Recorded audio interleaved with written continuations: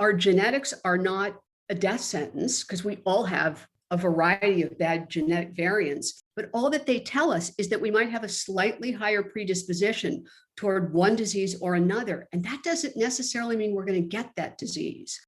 Your lifestyle choices and your environment will either turn on or turn off the expression of those genes. So that means we have some control and some advocacy over how sick or how healthy we are. And I thought that's good news.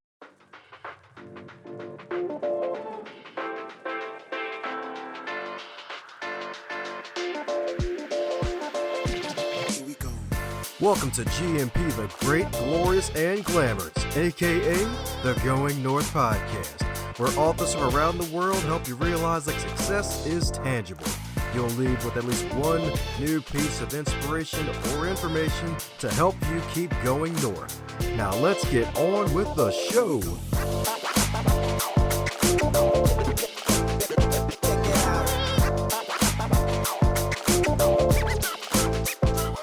Before today's episode officially starts for real, let's give another quick moment to highlight a review left about the podcast on Apple Podcasts. That's right indeed, and this is a 5-star review titled Power, Passion, and Fun. Dom delivers a ton of value while having fun at the same time. Working with him on his podcast was off the charts, and I look forward to adding more value and receiving it as well from his other guests. And that was from Rob Rock69. So thanks a bunch, Rob, for leaving that great 5-star review. And if you too would like to leave a review about the show, head over to goingnorthpodcast.com and do just that, or do it on your favorite podcast listening app like Apple Podcasts or Spotify. Now let's get on with today's interview. Today on the Highlight Reel Builder for authors known as GMP, the Great, Glorious, and Glamorous, is the Going North Podcast. And we got another super special, awesome human for you today, my friends. That's right indeed, another super special, awesome human that can probably fit all three of those G's and more indeed. And definitely more than 3 G's, because you're about to find out later, because we got a special guest for you today. That's right indeed. She's got 3 cherries on top. But first for the show, because she's actually a best-selling author who is actually a former attorney turned citizen scientist. My goodness, that's like our first ever. We're going to have to get some more clarity about that, so pull out your magnifying glasses, y'all. In addition to being a now citizen scientist, she's a research analyst as well as a health and science advocate, as well as a mother of 2. So let's give it up for Miss EGM herself, the excellent, shiny, and marvelous Emily Gold Mears. How you doing today, Emily? I am doing well. How are you doing? Doing fabulous indeed. That's right indeed. How does it feel having one of the best precious metals in your name? You know, I guess it's okay. It hasn't really come to fruition, but I had nothing to do with it, so I'll keep it. That's right indeed. That's why you're mom, because you're a keeper. To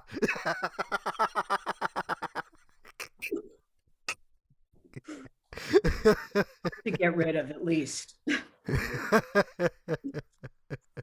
Boy, as long as there's no bees around, right?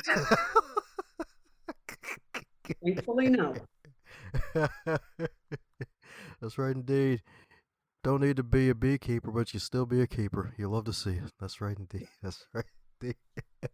But hey, it ain't about bees. Hopefully no one's getting stung at the time of they're listening to this. So my goodness, as with all introductions, they're not allowed to be 87 days long, and I probably only covered maybe 0.3 days of what you actually do and how you got to where you are today. So mind telling us a bit about who is the excellent Emily, since it's your first time on the podcast?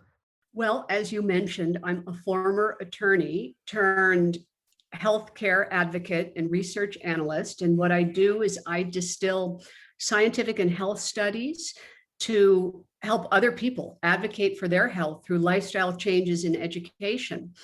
In my opinion, our healthcare system is broken, terribly broken, and everyone is getting sicker by the day. And the recent statistics out of the CDC show that lifespan is declining, which is the wrong direction. And so it's clear that the current approach and paradigm are not working. There has to be another way. And I do believe there is another way. I think that my goal is to help people avoid ever becoming a patient in the first place, to stay out of the healthcare system. That's what I'm talking about indeed. That's right. So be patient. Don't become a patient. You'll love to see it. Exactly. So my goodness, so what got you interested in law? Did you like set up a courtroom as a little Todd and had Barbie on the stand and be like, "Hey, were you cheating with Ken? Like, how'd that even happen?" Well, no, I mean, to be perfectly honest, I was never interested in law. My father felt that he believed in education and that we needed to get a good education. And basically, I went to law school because I had no idea what else to do with myself. That is not a good reason to go to law school. It really isn't, because then I began practicing law. And the type of law that I practiced, I found mind numbingly boring. It was just deadly. In a little room, going through stacks of documents, it was not for me. Now, I value the education that I got, and I learned some really important research skills. And I have used those research skills to scour everything I can find in medicine and science to help myself feel better, my children feel better. I was inspired when my father got sick. I had the greatest dad in the world, and he got vascular dementia. And it didn't appear to me that he had such a bad health habits. So I wanted to understand what happened. How did he get this? And then I watched how the conventional healthcare system handled his disease, and I was literally appalled. It was so disturbing to me. They would just give him medication after medication, not trying to figure out, not trying to change his nutrition, not looking into whether his sleep was okay or his stress. It was just pill after pill. And it was so horrifying to me. I thought there must be a better way. And I began scouring everything to see, is there something I could find to maybe stop the progression of his disease? And unfortunately, I learned that despite billions of dollars in this country that have been devoted to Alzheimer and dementia research, and brilliant scientists who have devoted their lives, there has been no meaningful progress whatsoever in this area. And it was really disheartening to me. So, not wanting to spend my life being depressed, I mean, I had a dementia blog for a while because I would read these studies and then I would synthesize them, because I know so many people are in this similar position where they have a loved one that's going through this. And so I thought, okay, I'm going to just share what I learned. And it was so grim that I thought, I need something a little more optimistic and hopeful. So I broadened my research and I covered chronic disease and what we could do to prevent it from ever getting it in the first place. And what I found is really quite optimistic and quite hopeful. From genetics that we're hearing so much about, it turns out that our genetics are not a death sentence, because we all have a variety of bad genetic variants, but all that they tell us is that we might have a slightly higher predisposition toward one disease or another. And that doesn't necessarily mean we're going to get that disease. And epigenetics, which is this emerging field in science, says that your lifestyle choices and your environment will either turn on or turn off the expression of those genes. So that means we have some control and some advocacy over how sick or how healthy we are. And I thought, that's good news. And then I dug deeper and I found all the different areas that we can and we should address sooner rather than later, but whenever you get around to it is better than never. And to optimize your sleep and do things, there's many of the things that I learned are either free or low cost. So there's no real financial incentive for the business community to promote a lot of these things, because Big Pharma is not going to make any money on them. And these are things that people should know. Like, many of us have sleep disturbances. You get to a certain age and you just don't sleep the way you did when you're young. And there are little tricks that you can do. Like, you sleep in a very dark room, in a cold room, you reduce your blue light exposure at sundown by either downloading the red apps on your phone or your devices, or wearing blue blocker glasses, changing your light bulbs. That's something where I live in California, it's mandated that we can only buy LED light bulbs because those are better for the environment. They're more sustainable.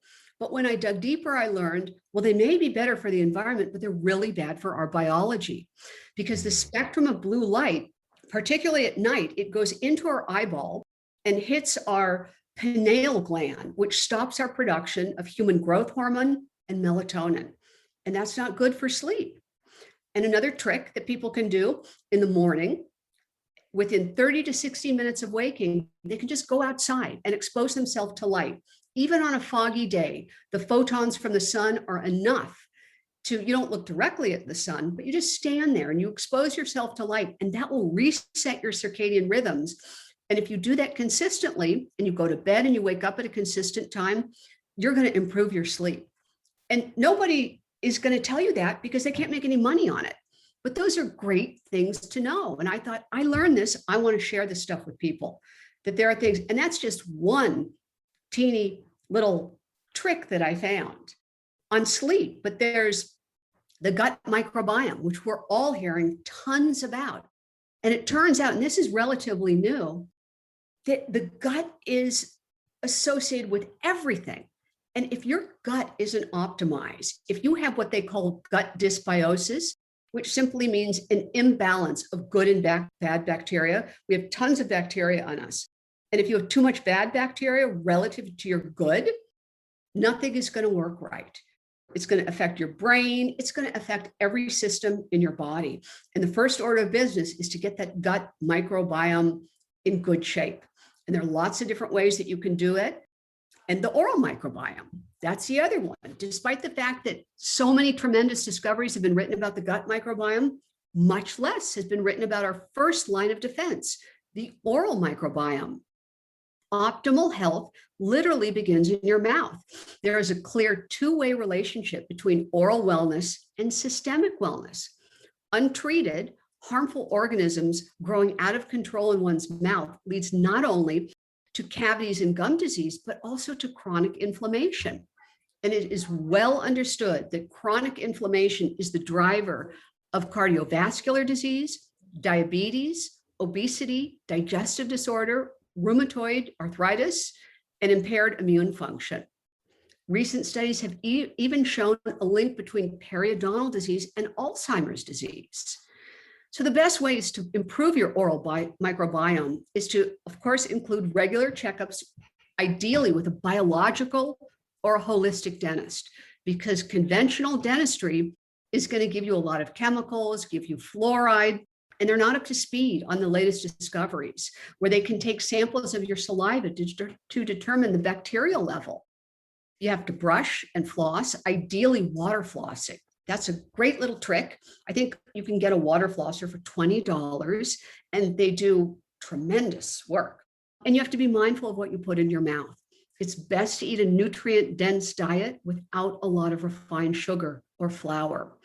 And the other thing that people should really take note of is that most of our oral care products, toothpaste and mouthwash, even dental floss, are filled with chemicals.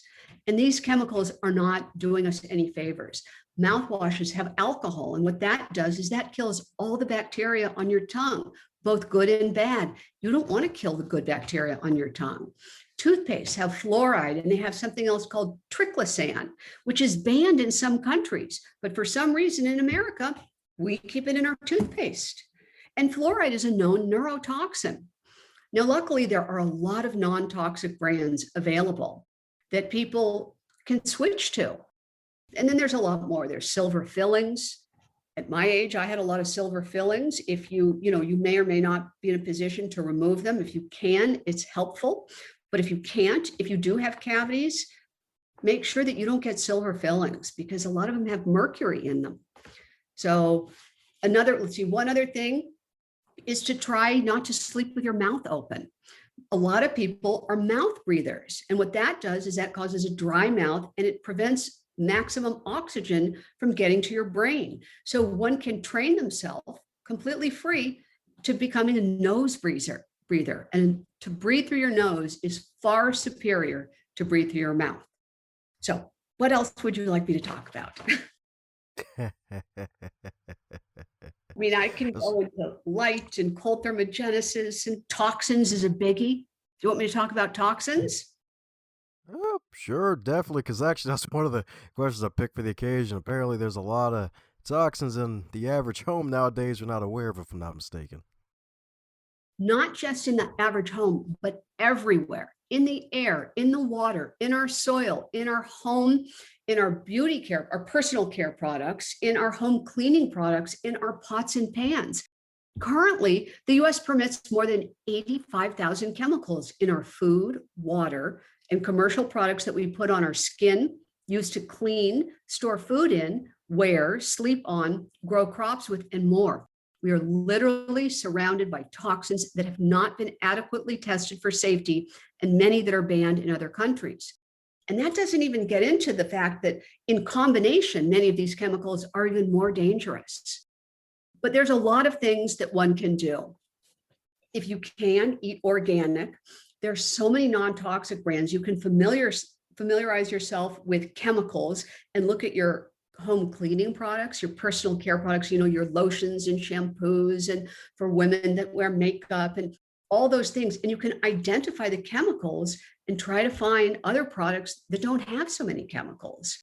And every little bit of improvement will make a difference. We can't do a lot about the air and the water, though we can get air filters and we can get water filters.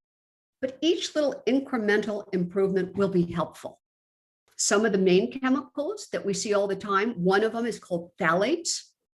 These are petroleum-based chemicals that make plastic soft and flexible.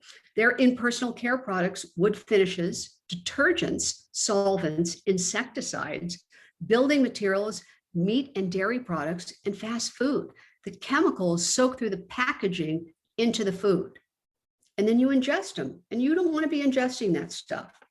Then there's titanium dioxide. That has been classified as a group 2 carcinogen. It's used in food, creamer, candy, toothpaste, chewing gum, sunscreen, bronzers, makeup, soap, lotions, and even some medication and supplements. Just recently in the news, there was a lot of articles about how Skittles, the candy, the really colorful candy, they use titanium dioxide.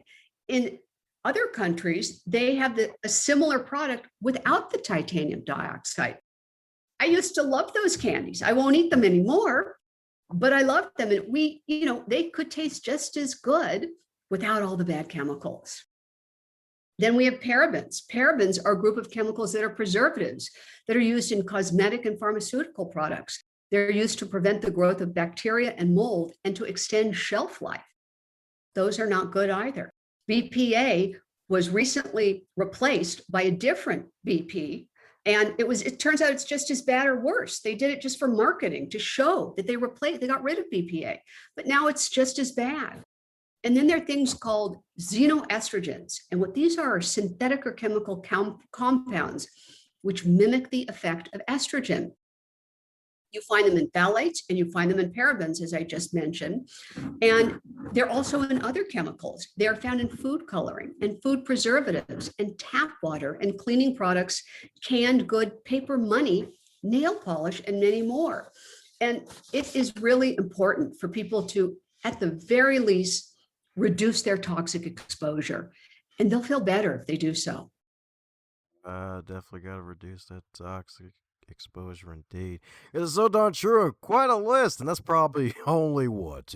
That ain't even 2%. That ain't even 1%. What was it, 80,000 different toxins, and that was just a few of them? Like, funny enough, I think, close to, at least at the time we was recording, close to this time last year, we had a nutritionist, I believe, Risa Greer actually mentioned, I think it was close to 50,000. So it seems like the list has grown in the past 12 freaking months, which is like, what the heck, man?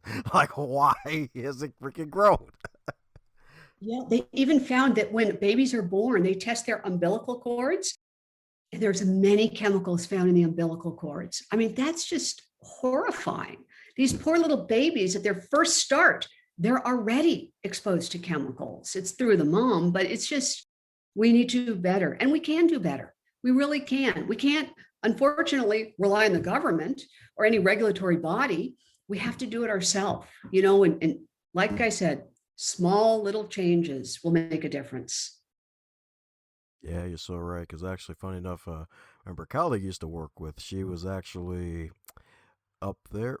Funny enough, early 60s, but she sure as heck didn't look it. And she was into essential oils and everything like that. And when she noticed that she was moving towards the natural stuff, it was kind of hard to go into a toxic environment, all because of the massive changes she made at once. So you're right about those small changes indeed. And speaking of small changes, I remember you mentioned the oral health and the toxins and things like that. Is there a particular toothpaste that you use to try to avoid the big ones that you use yourself? And I'm not even sure. And it doesn't matter if you like don't get paid for it or not or whatever, if you're not affiliated with them. But any recommendations from your own personal experience? It can affect different people in different ways, if I'm not mistaken. Well, I don't get paid. Let me make that perfectly clear. Unfortunately, I don't get paid, but in the way it's good because I don't have a conflict of interest. I'm not, promoting anything because I'm being paid. The only things I promote are those things which I check out. And my 19th chapter is a resource chapter where I list all of the brands and services that relate to every single chapter in my book. And I say, here are good brands that you should switch to. Off the top of my head, I think I switch it around a lot. I like to switch to find out what tastes good, what works best. Tom's of Maine is a good one. There's a woman called the Food Babe, and she is really a stickler for chemicals, and she just made a toothpaste. There's actually a ton of them. I can't think off the top of my head the one that I'm currently using, but for my kids, I make them use the non-toxic brands. They're young. I want to start. I wish I had known this stuff when I was younger. I really do. But like I said, better to start wherever you can. But now, how about supplements? Do you want me to? Because supplements are, I think, a $200 billion industry. Is that something that you'd like me to discuss? Because I have very strong opinions about supplements. Yeah, especially nowadays since there's so many supplement companies growing out of nowhere and just popping up out of the blue. It's so true. And the reality is, there is a really low barrier to entry into the supplement industry. Anybody and everyone is selling supplements. And the problem with that is they're not fully regulated. They are somewhat regulated by the FTC, but there's not nearly enough oversight. And because of that, there's a lot of bad stuff associated with them. I'm not against supplements because most of us suffer from micronutrient deficiency. And micronutrient deficiency is responsible for nearly every chronic disease. Micronutrients include vitamins, minerals, amino acids, and essential fatty acids. We need them. And our soil is so degraded because of industrial agriculture that our soil is no longer nutrient rich. Unless you grow in your backyard and you amend your soil, if you rely upon the big industrial farms, there's just not the same nutrients and minerals in that soil. So there's a place for supplements. You just have to be very careful, because I read that 14 big conglomerates have purchased up all the small supplement companies. Many of the small supplement companies began with a good mission, a pure mission. They wanted to put out a product that wasn't filled with a lot of what they call excipients and fillers and binders, stuff that they add to the capsules to bulk them up that we don't need to take. They're unnecessary and perhaps harmful.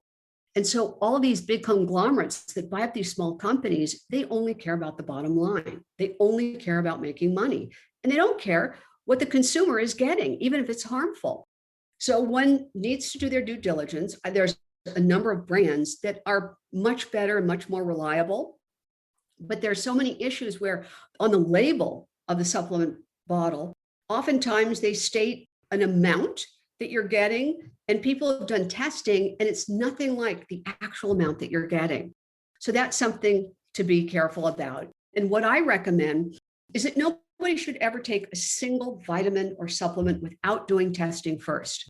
It's worth it to spend the money on a blood test because supplements are expensive, and you could be buying supplements that you don't need and that may be harmful to you.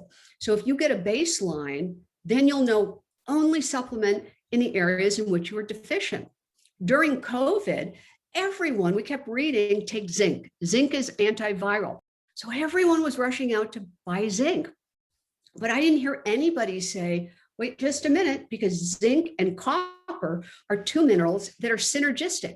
And if you take too much zinc, your zinc levels go high and your copper level will fall out of balance. And then that exposes you to other issues. And that's true for everything. Vitamin D and vitamin A and magnesium, they're all synergistic. And most people are magnesium deficient. Probably like 80% of Americans are. And magnesium is really important. It's responsible for over 300 enzymatic reactions. But once again, it's worth it to do a test, find out, and then make sure you get good brands so that you're not wasting your money. Yeah, that's right indeed. That's right indeed. Gotta save that money, y'all. That's right indeed. Save that money and most of all save your health indeed. And that funny enough, that kinda all leads back to oral health. That's actually actually the starting point of your book. So, for a reason. That's right. It really is. That's where it all starts. It all starts. And that's kind of good, because we can take control of what we put in our mouth. And we should. And like I said, the way that I learned this stuff, I did everything wrong. Everything wrong. And then I felt bad. And I thought, okay, I don't want to feel bad. It's not really worth feeling bad and tired and having brain fog. What can I do to turn the ship around? And it turns out there's so many things that one can do. And I feel better now than I have in decades. That's how old I am. I can speak in decades. So it's really worth it to optimize your health. That's right indeed. Optimize that health. Indeed. That's right indeed. Sounds like you don't get brain fog yourself.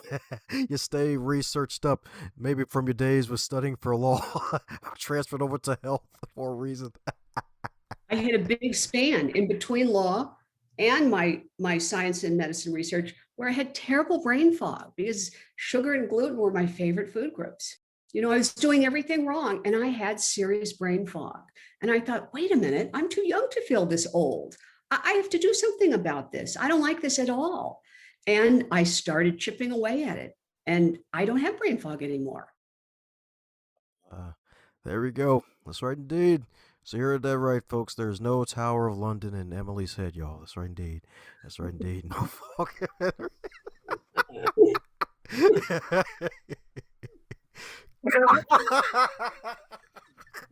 Conjures up an interesting image.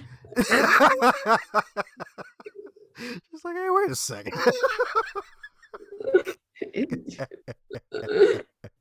Yes, indeed. So, my goodness, so since this is far from your first rodeo on the guest side of the game on these podcasts, is there a question that you wish folks would ask you more often? Well, maybe how they can be their own healthcare advocate. I think that gone is the day when we can just hand over our health to our doctor or whoever a healthcare practitioner is. Years ago, that might have been the way it was. But nowadays, with insurance companies squeezing the doctors so they only have 10 or 15 minutes with each patient, and they have their head buried in the electronic health records, one has to, at the very least, collaborate with their doctor because the reality is each one of us is so different genetically and biochemically. And we know our body better than anybody else, including the doctor. We know how we react to a medication, to a food, to lack of sleep. We know it. And so it's upon us to work with the doctor and try and take charge. Oh, yeah, that's right. They definitely say that again. Because, hey, they can't believe everything the doctor says, It's like, hey, at least ask questions. It's like, hey, just don't sit there the whole time and be like, hey, they went to school, did the training. It's like, hey, sometimes your body may react to whatever they may prescribe to you in a negative way. That's There's right. all these crazy medicines with the side effects that are worse than what you try to get cured.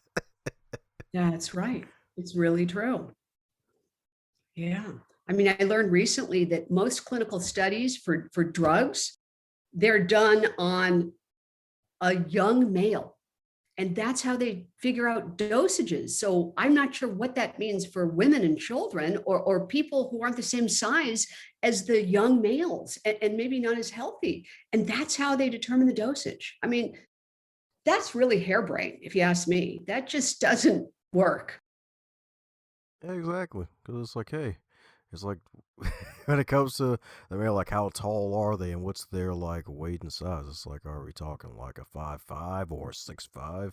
Are you gonna Right. like measure it against like weight and depth? It's like, oh yeah, they're like 5'7", like 160.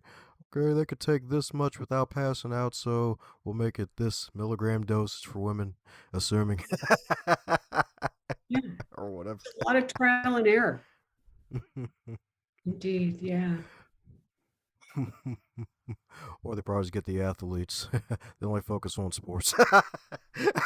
That's a Right. bad And joke. most of us don't compare to the athletes, I mean, what works for them may not work for us because they're in tip-top peak condition. That's right, indeed. That's right, indeed. With all the icebergs, indeed. That tip top shape right there, indeed. That's right. So, my goodness, a fun question for you. So, since this book is all about health, I'm sure food is part of it too. So, if your wonderful book, Optimizing Your Health, an approachable guide to reducing your risk, if it was a food, what would it be and why?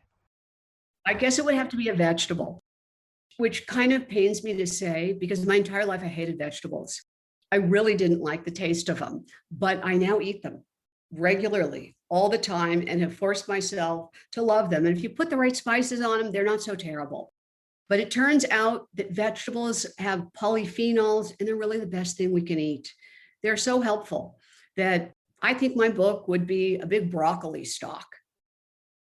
Ah, there you go. That's right, indeed. A big broccoli stalk a day. That's right, indeed. That's right, indeed. They get a second guest to call their book broccoli. You love to see it.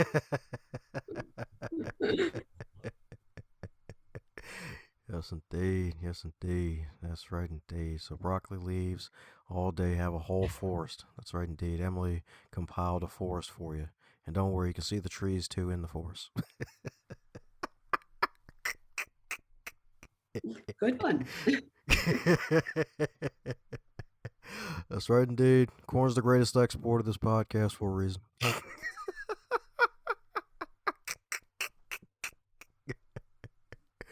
Oh man. Well, coming down to the magical question that every guest gets to receive, and that is if wake up tomorrow and you're 25 again, but you're still in the year of 2023 with all of your knowledge and experience, what advice would you give to yourself?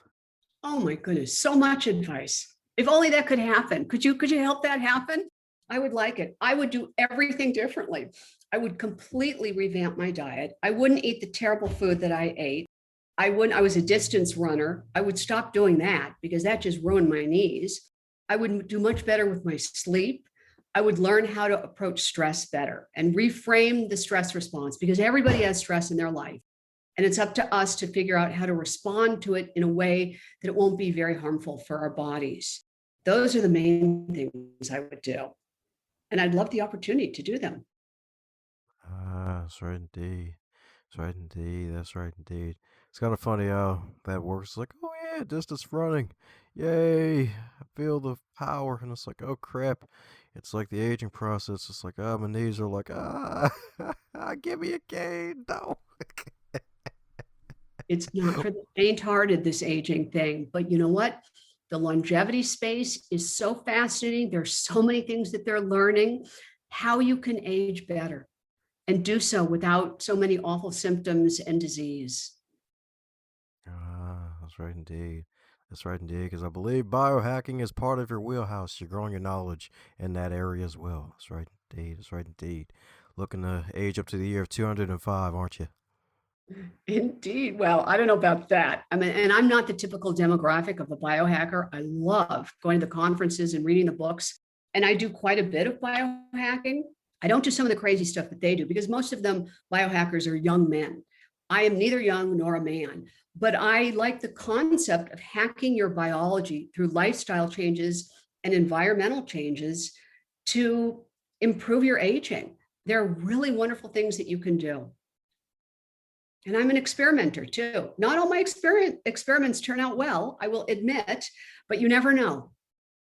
Ah, well, that means you opened the door to this Pandora's box. So, what would you consider your biggest setback that actually led to your greatest success? Oh, wow. In life, my entire life. Sure, let's go with that one. Oh, my biggest setback. I mean, I don't really look at any of them as setbacks. I've had many failures and I've gone down many wrong paths, but I don't look at them as setbacks because what they did is they kind of redirected me. I had a terrible divorce. That was hard, but I reinvented myself. I've had a lot of tough stuff happen in my life, but rather than let it kill me, it came close. I just thought, no, I'm going to go a different direction. And so I used it to fuel me to change course. So I think that we learn our best lessons from our failures. I really do. If everything goes smoothly, you don't grow or evolve or learn the right lesson. And let's see, my greatest success, I don't know. I hope I haven't had it yet. I mean, I have two wonderful children, and that I consider a success. They're kind and respectful.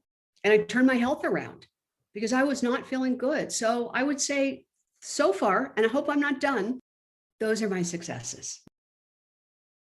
All right, cool. That's right indeed. That's right indeed. That's right indeed. Yes, indeed. Gotta love the kids, y'all. That's right indeed. Emily loves the kids. That's right indeed.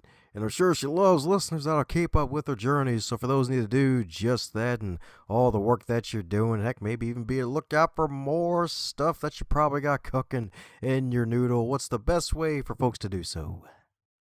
Well, I have a website, Emily Gold Mears, and I have social media, Instagram, LinkedIn, and Facebook, all the same name, Emily Gold Mears. I had to make it easy so I wouldn't forget. So if you're interested, if you want the book is available on Amazon or online, Target, Walmart, wherever books are sold, some independent booksellers. And if you want to find me, that's where to do so. That's right indeed. That's right indeed. We're going to put links to all those in the show notes, y'all. That's right indeed. Head over to emilygoldmears.com. That's right indeed. That's right indeed. Check out her book. It's in multiple forms. You even get to take it on the go. That's right indeed. A little disappointed that you're not reading it, but hey, it's still good stuff. That's right indeed. It's good stuff with all the O's. That's right. It's good stuff indeed.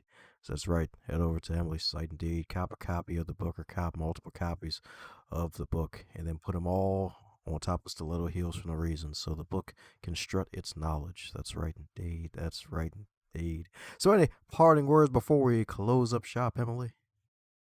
No, I just wish everyone optimal health. And I want everyone to know they can take charge, and they should.